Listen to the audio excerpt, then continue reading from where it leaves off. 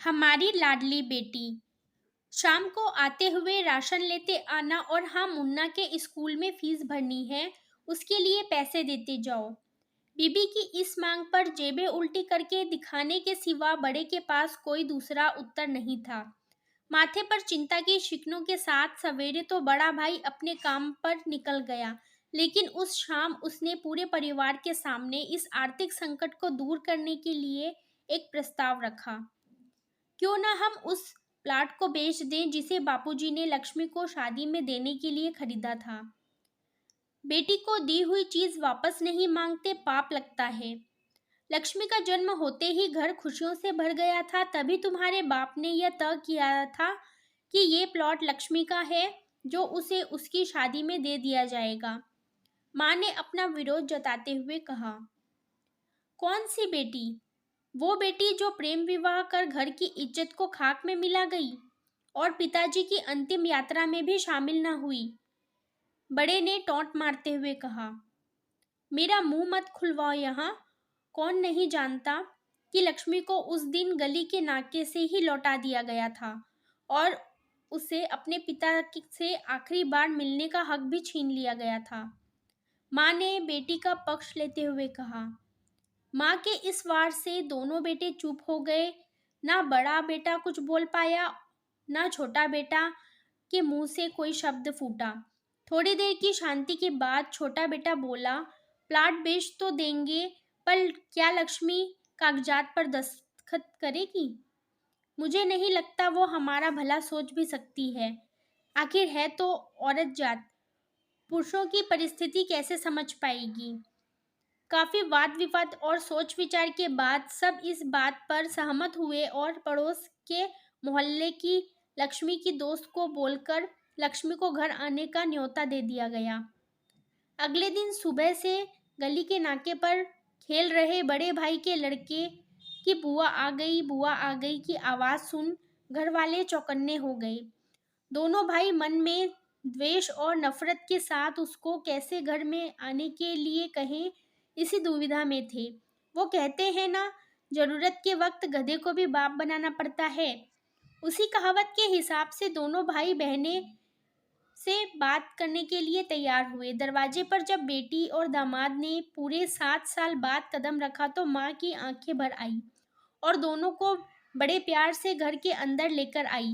बेटी और दामाद भी माँ का इतना स्नेह देखकर भाव विभोर हो गए। शाम को साथ में बैठे बेटी दोनों बेटों और दामाद के आगे हिचकिचाते हुए माँ ने ही प्लाट का मुद्दा उठाया। लक्ष्मी को थोड़ा अंदेशा था कि कोई बड़ी बात होगी। लक्ष्मी उसी दिन से ये सोच रही थी कि ऐसा क्या बात हो सकती है कि जो खड़ूस भाई उसे बाप का मुंह भी दिखाने के खिलाफ थे, वो अचानक इतने कैसे पिघल गए। लेकिन अब उसको सारी बात समझ में आ गई। लक्ष्मी ने तिरछी नजर से पति की तरफ देखा तो वो बोल पड़ा, देखिए माँ जी, शादी से पहले जो कुछ आपका था वो आपका ही रहेगा। ना उस पर मेरा या लक्ष्मी का कोई हक था, ना ही है। भविष्य में हम मांगेंगे, इसलिए आप निश्चिंत होकर उस प्लाट के साथ जो करना है कीजिए। आप जहां कहेंगे हम वहां साइन कर देंगे। सुबह से अपने जीजा से नजरें चुरा रहे दोनों भाइयों ने अब अपने जीजा को अच्छे से देखा। सुबह प्लाट के कागजात पर बहन के दस्तखत लेकर काम खत्म किया जाए, यह तय हुआ। सब इस मीटिंग को खत्म कर उठ ही रहे थे कि टीवी पर अनाउंसमेंट हुआ कि आने वाले 21 दिनों तक देश में लॉकडाउन लगाया जा सक रहा है। लक्ष्मी के पति ने फोन पर बात करने के बाद कहा, अब हम क्या करेंगे लक्ष्मी, कल की बस भी रद्द हो गई है और 21 दिन तक कोई बस नहीं है। हम तो फंस गए। इस खबर से दोनों भाई बहुत निराश हो गए, क्योंकि एक तो उनकी आमदनी कम थी और दो लोगों का और खाने पीने का बोझा बढ़ गया था। लेकिन माँ अंदर ही अंदर बहुत खुश थी, क्योंकि इतने बरसों बाद घर वापस लौटी बेटी इसी बहाने कुछ दिन आराम से उसके साथ रह पाएगी। दोनों भाई छुटक सब्जी और फल बेचा करते थे। कुछ दिनों में ही लॉकडाउन के चलते और कोरोना वायरस के चलते लोगों ने उनसे सब्जियां और फल खरीदने बंद कर दिए। पहले से खराब उनकी स्थिति और ज्यादा खराब होने लगी और वह मन ही मन लक्ष्मी के कदमों को अशुभ मानने लगे। बहन और जीजाजी से उनकी यह हालत छुपी नहीं थी। लक्ष्मी के कहने पर उसके पति ने दोनों भाइयों की सब्जी और फल की रेडियो पर लोहे की राड और जालियां फिट कर दी। बाजार जाकर दोनों के लिए कैप, हाथों के दस्ताने और थोक के भाव में सब्जी और फल खरीद लाए। दोनों की रेडिया अच्छे से तैयार कर फल और सब्जियां ढककर दोनों भाइयों को टोपी और दस्ताने देकर जीजाजी ने उनसे कहा, एक बार इस तरह से धंधा करके देखो, शायद आपका मुनाफा बढ़ जाए। थोड़ी आनाकानी करने के बाद दोनों भाइयों ने जीजाजी के समझाए अनुसार धंधा शुरू किया।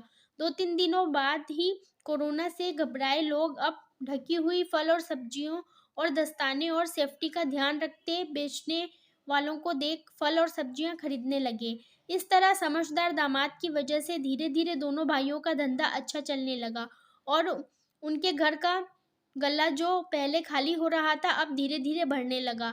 माँ जैसे अपने मरे हुए पति से मन ही मन संवाद साधने लगी, देखो जी, आपकी लक्ष्मी सच में लक्ष्मी है, उसके पांव घर में पड़ते ही घर खुशियों से भर रहा है। दोनों भाइयों के आंखों में पहले जो गुस्सा था उसकी जगह अब शर्म ने ले ली थी। वह मन ही मन सोचते थे, क्या गलत किया था बहन ने जो हमने उसके साथ इतना बुरा सलूक किया। शादी ही तो की थी और शादी करने से पहले हमें बताया भी तो था, हम ही थे जो उसे स्वीकार नहीं कर पाए। दोनों भाइयों के मन में द्वेष और नफरत धीरे धीरे खत्म हो गए।